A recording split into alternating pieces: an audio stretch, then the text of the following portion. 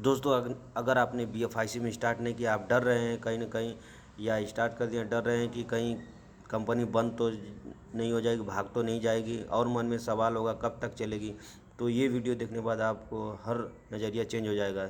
इसमें 5 महीना के अंदर बहुत से लीडर हैं, लाखों लोग अच्छा इनकम कर रहे हैं, 2000 से लगभग ऊपर करोड़पति बन चुके हैं इस प्लान को करके। दोस्तों आप BFIC में तमाम समस्याएं ये वीडियो देखने के बाद आपकी दूर हो जाएगी। BFIC के डायरेक्टर साहब उमर खान साहब ने क्या कहा, ये वीडियो ज़रूर देखें लास्ट तक। वाकई आपका नज़रिया चेंज हो जाएगा BFIC को लेकर, तो लास्ट तक बने रहिएगा। ये सही बात है शिवेश भाई। उमर भाई आते हैं ना तो लोगों में हरकत आ जाता है। पता नहीं एक्सचेंज पे बड़ी बिल्कुल एक तेजी से बाइंग। अंडरस्टैंडिंग होती है, बिल्कुल एक अंडरस्टैंडिंग होती है कि बस उमर भाई आ गए, आज कुछ न कुछ नया अनाउंसमेंट होने वाला है। हाँ तो हाँ, कुछ ना कुछ तो होगा ही। अगले सप्ते भी है, और जिस मुद्दे पे आज उमर भाई डिस्कशन करने का मूड बना चुके हैं, और ये सब्जेक्ट डिस्कशन होने के बाद जितने भी लोग हैं कंफ्यूजन वाले, वो पूरी शिद्दत से लग जाएं अपने अचीवमेंट को पूरा करने के लिए, अपने टारगेट्स एंड गोल्स को अचीव करने के लिए। तो उनके बेहतरी के लिए, उनके और उनके परिवार और उनके चाहने वालों की बेहतरी के लिए यही जरूरी होगा कि सारे लोग इमीडिएट अपने एक्शन पे लग जाएं। जी उमर भाई, वेलकम बैक। ओके, तो जी हम अपने टॉपिक पे आते हैं कि इनोवेशन फैक्ट्री का स्विच बंद कब होगा, ये कब बंद होगी कंपनी। क्योंकि कंपनी बंद होगी तो लोगों की इनकम बंद होगी। तो आज का क्वेश्चन ये है कि लोगों की, इस कम्युनिटी की इनकम कब बंद होगी। तो मैं आपको बताऊं, देखें सबसे पहले हम देखते हैं कि इनोवेशन फैक्ट्री कर क्या रही है। क्योंकि हमेशा से, या अगर हम इसके ऊपर डिस्कशन करें कि इनोवेशन फैक्ट्री कब बंद होगी या बाकी कंपनी जो थी वो बंद हुई, तो वो क्यों हुई। तो बाकी कंपनीज में हम सबको पता है कि क्या होता था कि मार्केट से पैसा लिया, कंपनी को दिया, कंपनी ने 5-10% दिया, ठीक है, आगे से पेमेंट आना बंद हो गई, कोई नया बिजनेस आना बंद हो गया, तो कंपनी पिछलों को देना नहीं दे सकी। और इन द एंड क्या हुआ, कोई भी कंपनी कभी लॉस नहीं करती, कोई भी बिजनेसमैन जो है पहले से कुछ नहीं डालता अपने पास से, वो एक सर्कल चल रहा होता था। तो जब बिजनेस आना बंद हो जाता था तो वो कंपनी क्लोज हो जाती थी। अब सवाल ये है कि यहां पे भी तो बिजनेस आना बंद हो सकता है पॉसिबल कि नहीं, बताइए। साथ साथ आप डिस्कस करते रहे कोई एक दो बंदे, ताकि हम नहीं ना सर, नहीं, यहाँ बिजनेस कंपनी को जा ही नहीं रहा है, इसलिए बिजनेस आना बंद होने का कोई लॉजिक ही नहीं है। यस, यहाँ पे क्या है, यहाँ पे कोई भी इसका सिस्टम समझे कि इनोवेशन फैक्ट्री के किसी भी एक प्रोजेक्ट में, किसी भी एक प्रोजेक्ट में कोई भी कंपनी को कोई पैसा नहीं दे रहा। ये दुनिया का ट्रेंड चेंज हुआ यहाँ पे, क्योंकि पिछले 70 साल से जो एक ट्रेंड चल रहा था कि वही पुराना पैटर्न के मार्केट से पैसा उठाया, कंपनी को दिया, 10-15% लीडर को मिल गया, टीम को मिल गया, बाकी जो था जो जिसकी इन्वेस्टमेंट थी उसको कब तक मिला, मिला नहीं मिला, कंपनी चली गई, लायबिलिटी आ गई, ये सारे मामला चलते थे। लेकिन जब कोविड आया तो ट्रेंड चेंज हुआ। ट्रेंड में क्या आया जी, कि दुनिया में स्मार्ट कॉन्ट्रैक्ट्स आ गए। उसमें क्या हुआ जी, आपको कंपनी ने एक सिस्टम दे दिया, उन्होंने कहा जी जितना बिजनेस लेके आओगे वो 100% आपका, ठीक है।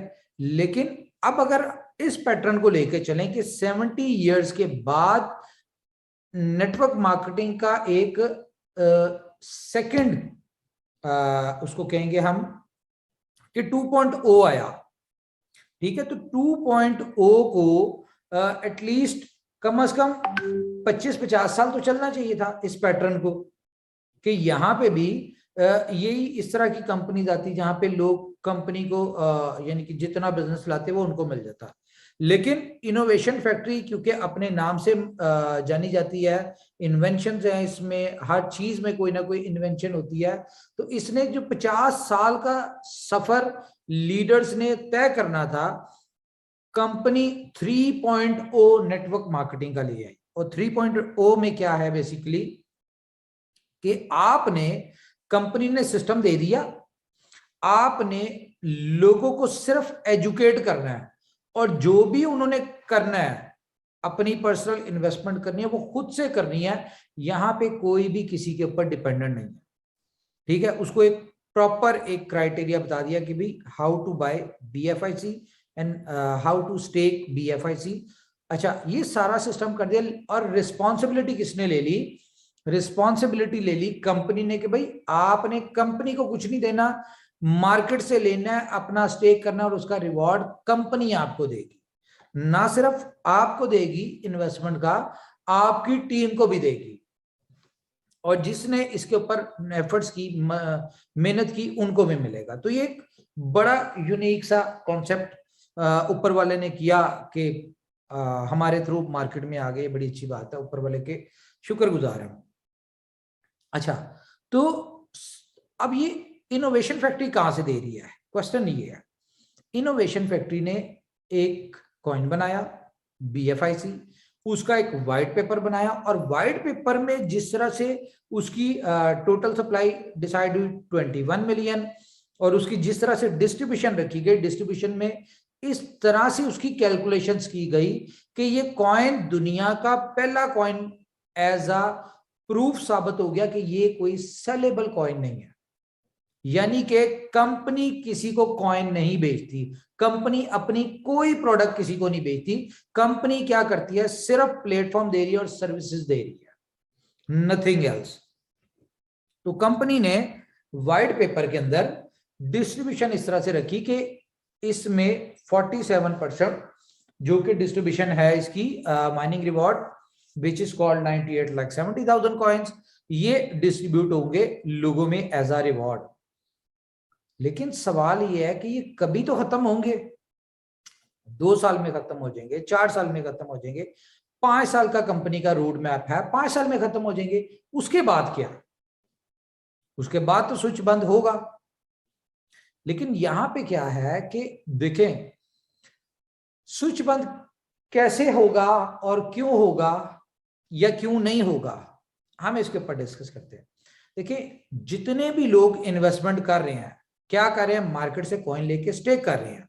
ये जो मैं आज आपको पॉइंट देने जा रहा हूं ना, इसके बाद आप दुनिया के किसी भी बंदे के सामने बैठ जाएं, वो आपको अपनी यानी कि डिबेट में आपसे विन नहीं कर पाएगा। जो मैं आज आपको पॉइंट देने जा रहा हूं, बहुत सारे दोस्तों के पास होगा भी, लेकिन मैंने कहा चलें मीटिंग में डिस्कस करते हैं।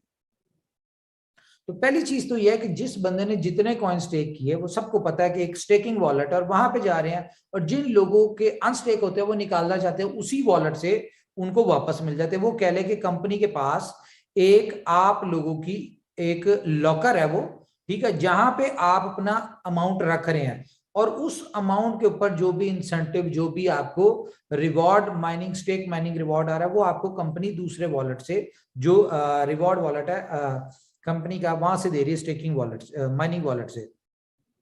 तो ये आपकी अमानत है। ये जब चाहे, जो चाहे, जिसके लॉकिंग कंप्लीट होती है, वो निकालना चाहे वो निकाल सकता है, निकाल रहे हैं। और यही एक ट्रांसपेरेंसी है इस सिस्टम की, कि बहुत सारे सिस्टम में क्या हुआ कि विड्रॉल, जो उनको रिवॉर्ड आ रहा होता था, जो उनकी एक्चुअल अमाउंट होती थी, वो कंपनी के कंट्रोल में होती थी, और कंपनी चाहती तो देती, नहीं चाहती तो ना देती, और हमें क्या नजर आ रहा होता था? नंबर्स। लेकिन यहाँ पे एक ट्रांसपेरेंसी थी, जिसकी वजह से लोग जो है इसमें बहुत रेपिडली और खुले दिल से इसको ज्वाइन कर रहे हैं। अब मैं चलता हूं पॉइंट के ऊपर। देखिए, सबसे पहले हमें समझना पड़ेगा कि इनोवेशन फैक्ट्री कर क्या रही है, और इनोवेशन फैक्ट्री का सोर्स ऑफ इनकम क्या है। अगर कंपनी कॉइन सेल नहीं करती, तो लोगों का सवाल आता है कि भाई ये इतने एक्सपेंस कहां से कर रही है? जाहिर है, डेवलपमेंट हो रही है, ऑफिस है, इवेंट्स कर रही है, इतना कुछ कर रही, कहां से कर रही, इसका खर्चा क्या है, ये सोर्स ऑफ इनकम क्या है, कहां से अर्न कर रही है जहां से ये इतना खर्चा करती है? क्या कहते हैं? ये बनता है सवाल, वैलिड है जी? सवाल तो वैलिड है सर, बट बनता नहीं है क्योंकि सबको पता है कि कंपनी 5% मनी काटती है विड्रॉल फीस, वो कलेक्शन है कंपनी का। जी जी जी जी जी, मैं आपको बताता हूँ। अब कंपनी की इनकम मैं बताता हूँ आपको, कंपनी की हम इनकम सुन लेते हैं। पहली फर्स्ट ऑफ ऑल इनकम क्या है जी, जहां से शुरू होता है काम, और वो क्या है, BFIC स्कैन। ठीक है, इसकी लेयर 2 एक्टिव होगी, आपको इसका नजर भी आ जाएगा कि इसका जो हर ट्रांजैक्शन के ऊपर एक माइनर सी फीस चार्ज होती है। ठीक है, और वो माइनर फीस जो होती है, अगर फॉर एग्जांपल एक दिन में 1 लाख ट्रांजैक्शन हुई है, 2 लाख ट्रांजैक्शन हुई, तो हम इसको कैलकुलेट करें तो बहुत बड़ी अमाउंट बनती है। ठीक है, पर डे के हिसाब से। तो एक तो ये इनकम है, क्योंकि ये भी in shape of BFIC charge होता है। एक तो हो गई इसकी ये इनकम। दूसरी, आपने BFIC स्कैन पे कॉइन आपका लाइक किसी बंदे ने एक्सचेंज ऑन से खरीदा, सबसे पहले उसने खरीदा तो ट्रेडिंग फी दी, ठीक है, ये कंपनी की। उसके बाद उसने विड्रॉल लिया तो उसके विड्रॉल चार्जेस कटे, ठीक है, BFIC नेटवर्क पे डालने के लिए। उसके बाद BFIC नेटवर्क पे उसने स्टेकिंग पे डालने के लिए ट्रांसफर किए, फिर उसकी ट्रांजैक्शन फीस आई। नो डाउट के बहुत माइनर सी है, इतनी फील नहीं होती। तो उसकी क्या हुआ, ट्रांजैक्शन फी फिर चार्ज हुई। उसके बाद उसने स्टेकिंग पे उसका रिवॉर्ड आना शुरू हो गया, सारा कुछ। उसने जैसे ही एक कॉइन हुआ, उसने उसका विड्रॉल लिया, तो विड्रॉल जब लिया तो उसकी फिर फीस, एक तो उसके ऊपर 5% चार्ज हुआ डिटेक्शन, जो कि विड्रॉल चार्जेस है, 5% वो और ट्रांजैक्शन फी अलग। ठीक है, उसके बाद किसी ने वो एक्सचेंज के ऊपर लेके गया, फिर उसने वहां पे सेल किया, जो भी किया, इस तरह ये सारा कुछ। तो कंपनी की पहली इनकम क्या है जी, ब्लॉकचेन पे ट्रांजैक्शन फी, ठीक है, ट्रांसफर फी। उसके बाद एक्सचेंज के ऊपर ट्रांजैक्शन फी, बेहिसाब लोग हजारों लाखों कॉइन जो है डेली के, कोई बाय कर रहा है, कोई सेल कर रहा है। आप इमेजिन करें कि अगर इसकी 0.001 भी है, तो एक्सचेंज ऑन के ऊपर मोर देन $1 मिलियन का वॉल्यूम पर डे आ रहा है। और एल बैंक के ऊपर यानी कि अभी जैसे ही इसका स्मूथ हुआ है, मुझे नहीं पता हुआ है या नहीं हुआ, हो गया होगा, तो इस पे भी एवरेज 1.2 मिलियन 1.5 मिलियन होती है। यूनाइटेड पे भी होती है, फिर उसके बाद ला टोकन जैसे होगा वहां पे भी होगा। तो ये सारी चीजें मिला मिलू के अगर कोई 2 मिलियन के करीब ट्रांजैक्शन, $2 मिलियन का ट्रेड वॉल्यूम 24 घंटों का है, तो यार कंपनी को कुछ तो आता होगा। नाना करते हुए भी हम कहें यार ज्यादा नहीं आता, सिर्फ 2 मिलियन में से 10,000 पर डे आता होगा, $10,000, तो ये महीने का बनता है $3 लाख, सिर्फ ये ट्रेडिंग फी का। उसमें हम एक सेकंड होल्ड कीजिए, सॉरी, मेरी आवाज आ रही, कॉल आ रही थी मुझे, आवाज आ रही है जी? जी आ रही है सर। ओके, ठीक है, तो ओके, अच्छा, ये हो गई कंपनी की इनकम। तो अब क्वेश्चन ये है कि यार इसका स्विच कब बंद होगा। तो मैं आपको एक बात बताऊं, देखें बाकी कंपनीज जो है ना, उसमें क्या होता है कि उनको बिजनेस आता है, तो वो कंपनीज जो है उनका सर्वाइवल होता है। लेकिन यहाँ पे सिस्टम थोड़ा ऊपर वाले ने चेंज किया भाई। यहाँ पे क्या है कि आज एक प्रोजेक्ट है एक्सचेंज ऑन, ब्लॉकचेन ले लें, एक्सचेंज ऑन ले लें, आप BFIC नेटवर्क ले लें, लव वॉलेट जो कि अभी प्रॉपरली अभी उसका टेस्ट नेट लॉन्च हुआ है, जैसे इसका प्रॉपर लॉन्च होगा तो इसमें भी एक अच्छी खासी होगी। तो ये 3-4 प्रोजेक्ट्स हैं जहां से कंपनी की अर्निंग है। अब BFIC स्टोर आने जा रहा है, बी बॉन्ड आने जा रहा है, ठीक है, बाकी 21 प्रोजेक्ट हैं। तो यहाँ पे क्या है कि अभी जो है ना, इनकम फॉर एग्जांपल कंपनी की लगा लें आप, मैं एक जनरल बता रहा हूं, कोई एग्जैक्ट नहीं बता रहा, मैं एक वैसी बता रहा हूं कि $100 है for example, per day company की इनकम $100 है, ठीक है। जैसे जैसे अब BFIC स्टोर आता है, जिस तरह का हम उसको एक्सपेक्ट कर रहे हैं कि यार 3 लाख कम्युनिटी है, 3 लाख कम्युनिटी, ऑब्वियसली जब ये BFIC स्टोर पे जाएंगे तो सबको रजिस्ट्रेशन फीस, कोई मर्चेंट हो या कोई वेंडर हो, तो एक BFIC चार्ज होगा एज अ सब्सक्रिप्शन चार्जेस। तो इट्स मीन कि ये सीधा सीधा ये जो 3 लाख की कम्युनिटी है ये तो वहां पे अपने आप को रजिस्टर्ड करवाएगी, क्योंकि इन्होंने 20% डिस्काउंट पे लेने, और जो मर्चेंट्स होंगे जो इस कम्युनिटी के मेंबर है भी और नए भी होंगे वो भी करेंगे। तो ये 3 लाख पॉइंट सीधा सीधा कंपनी की कमाई। पहली। दूसरी चीज, उसके बाद ये 3 लाख लोग पूरे मंथ में सिर्फ 10-10 लोगों को इस प्लेटफॉर्म पे लेके आते हैं BFIC स्टोर के ऊपर। आप कह लें कि इन शेप ऑफ कोई 20% डिस्काउंट लेने आता है, कोई एज अ मर्चेंट आता है, कोई कुछ भी करने आता है, तो इनको एक एक BFIC चाहिए होगा। पहली चीज तो ये है कि ये एक बहुत बड़ी 30 लाख मेंबर आते हैं, तो इट्स मीन के 30 लाख कॉइनों की डिमांड क्रिएट हुई। ठीक है, और ये 30 लाख कॉइन जो है ये कहां पे किसके आएंगे? ये कंपनी की इनकम होगी। ठीक है, और आज $15 है, आप इसको कैलकुलेट कर लें कहां जाती है, बहुत बड़ी इनकम हो जाएगी कंपनी की। और कंपनी ने यहाँ पे ना कुछ लिया ना कुछ दिया, सिर्फ एक प्रोजेक्ट लॉन्च होने की वजह से कंपनी की कितनी बड़ी इनकम है।